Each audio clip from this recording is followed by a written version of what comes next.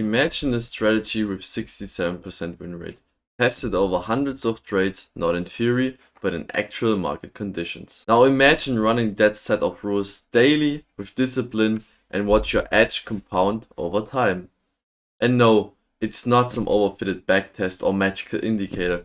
It's a clean, rule-based framework that filters noise and forces precision.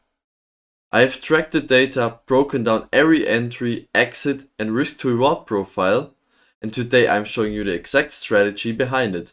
But here's what's most important, why it works and how to know it's working in your market.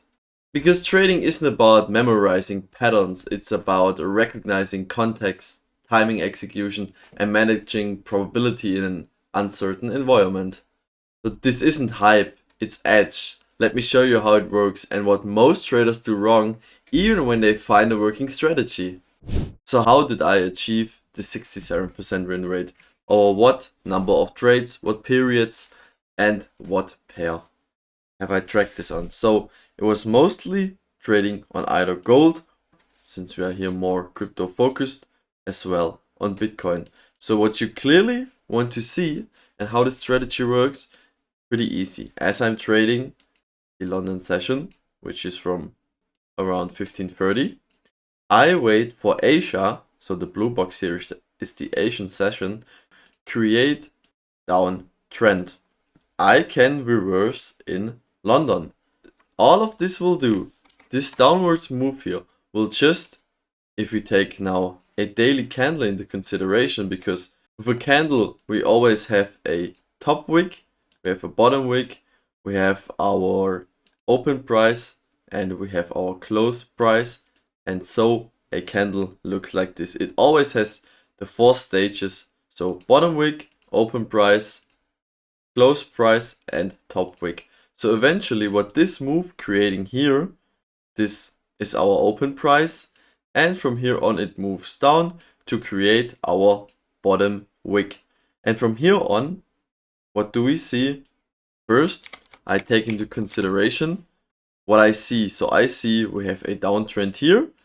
With this move to the upside here, there's a clear break in structure and of our downtrend, because we have made this low here followed by a high. So I'm assuming that the highest probability is now that we have created a low and now continue to create our high, and eventually at the day we will somewhere have, in this case, our close price would be, where is the time?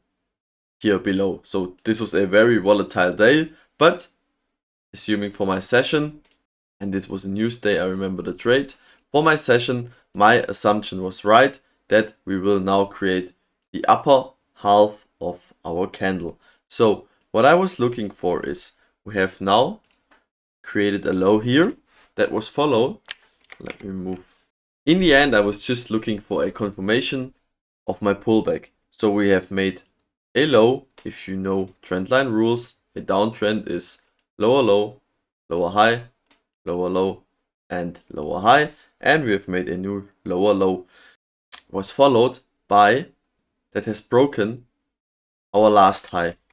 And not only that, but we have also made a higher low. And now I'm here assuming, okay, we will see now a direction that won't go down further. We will see a trend switch here, which was confirmed on my side by creating a new high here. So what I'm looking for is now entries where price will likely pull back into and then reverse from. And here we see we have multiple confirmations. This move started here with a big impulse move to the upside, leaving in this area. I'm marking this out. This is my gap. What else do we have? If I just pull this gap a little bit more to the left side, I see, wait, this is an area of interest, because we have rejected here, we have rejected here, pushed here, pushed here. So there is a certain significance to this area where price has reacted in the past and is also likely to react. Given all of these arguments, even taking into consideration the Fibonacci I see, I am at the 0.5 to 0.618 area. So the 0.5 is the first area where I allow myself to take trades, where I allow myself to enter a trade. We have multiple confirmations here, and this is what you want to have in your trading. So this is what I consider a really A+ setup, because we have moved to the downside, trend switch with this higher low, higher high here, supporting our previous area of interest, pulling back to the 0.5 Fibonacci. And now, how do you enter a position like this? So for me, I do not look for a specific candle to enter on. For me, it's just the area. I think that people that look for a specific candle to enter want to have the tightest stop loss possible, because they assume if this, let's say, bullish candle now here is my low, I can put my stop underneath. But what do? If I enter at the 0.5 area, I just put it at the last swing low, so like this, to give price room to breathe, even if it wants to come down in here, then it goes up from here. And then I try to look for a reasonable target, which is either the Asia low, if I am in a short, or the Asia high. So this is my first target. The stop loss has to be here. So the Asia high is my first target, and what I do for myself, that I not take a wick into consideration, I just aim for the body, because in trading there is a saying that goes, bodies tell the story, wicks do the damage. And I can even show you that if you turn off your wicks, then the structure will look way more cleaner to you. But now people will say, oh, but look, Pascal, this move was, you could have made a 1 to 6. Yes, I could have. And this is the problem in trading. People think they can make, yes, you can make, if you trade crypto, you can make money in theory 24/7 if you catch a winning trade. But in trading, it's not about being right. It's about executing in the right moment, having your system in play, and waiting for your system to execute, because everything else is gambling. And if you say for yourself, okay, if I'm at my target, and when we want to win, we're trying to max out as much as possible. That is definitely true, but we also want to secure profit. So a strategy how you could maximize on this is saying, if we, let me turn the wicks back on, if we reach our target, I won't close 100% of my position. I instead take off only 80%, and I let 20% run until, and here's the thing, where do you exit your last 20%? Because if you scroll out, you could say, okay, I target, maybe this is a high up here, because we have already taken out this one.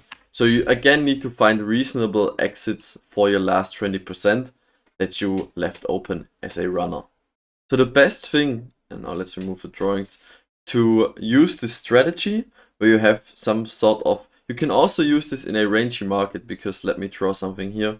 If you have a rangy market that goes like this, and at some point you will have the trend switch to continue to the upside.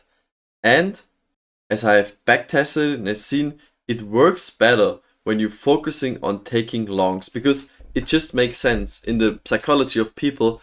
They want to buy, people want to buy. If you think about trading, a lot of people ask, oh, how can you short, what is selling? So this is why the strategy works better when you try to enter a long, where you can apply this better. Despite it also working for shorts, if you want to be more profitable, you can execute this strategy more on buys, and you will execute it more on buys. This is what I have tested with the strategy, but it's really reliable. It's super easy to see, because if you look at this trend line, trend switch, fair value gap, Fibonacci, and you can enter your trade. And even if it fails, this is the important thing, you had a set of rules that you followed and where you entered your trade on, instead of just saying, oh, this and this and this has happened and now you're jumping strategy again. A rule-based strategy that you can easily apply and follow along, which will give you a high win rate if, and here is the big if, you wait for the setup to appear and not misinterpretations into the market where you think, oh, now it will appear. No, if it gives you clear signs, it will appear, because this will in the end be your edge, and if you do not respect it, it will ruin it. I hope you've enjoyed this video and can apply the strategy for yourself in the markets. If you have any questions, let me know down in the comments. Like and subscribe to see you on the next video.